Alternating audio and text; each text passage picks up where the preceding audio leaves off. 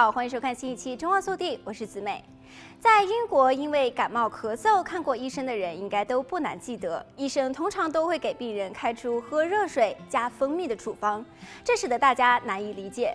不过最近，英国的一项最新的研究结果，对人们的这种舒缓感冒咳嗽症状的做法提供了科学支持。2020年8月份发表在英国医学杂志 BMJ 上的研究文章得出结论。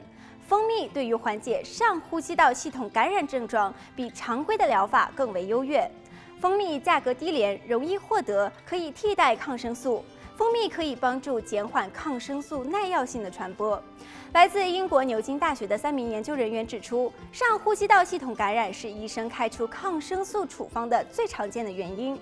由于上呼吸道系统感染绝大部分是因为病毒造成的，抗生素既无效也不合适，而蜂蜜却既便宜又容易获得，同时还没有副作用，能够避免过多使用抗生素造成的耐药性所造成的身体伤害。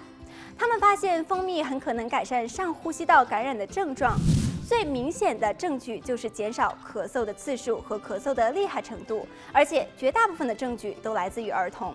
其实，蜂蜜在民间作为治疗偏方已经有悠久的历史。人类最早发现蜂蜜的美味可以追溯到公元前的6000年，至今在非洲的某一些部落仍然有跟踪食蜂鸟来寻找蜂巢、吃蜂蜜的传统。人类养蜂酿蜜的历史始于公元前2000多年，在世界各个民族中，人们都认识到蜂蜜的疗效。在最古老的医学文献中就记载有蜂蜜的重要疗效。随着现代科学的发展，对于蜂蜜的认识也越来越多。蜂蜜杀菌消炎、促进组织再生、伤口愈合的疗效已经被广泛论证。此次，牛津科研人员认为，蜂蜜可以在伤风、感冒、咳嗽等上呼吸道系统病症出现时替代抗生素，受到了媒体的广泛关注。英国牛津大学研究人员的这一论文发表之时，正值世界各地仍然在应对新冠病毒疫情的阶段，滥用抗生素带来的耐药性问题也在本次的疫情中更为突出。根据世界卫生组织的统计，全世界每年约有70万人因为抗生素耐药性而死亡。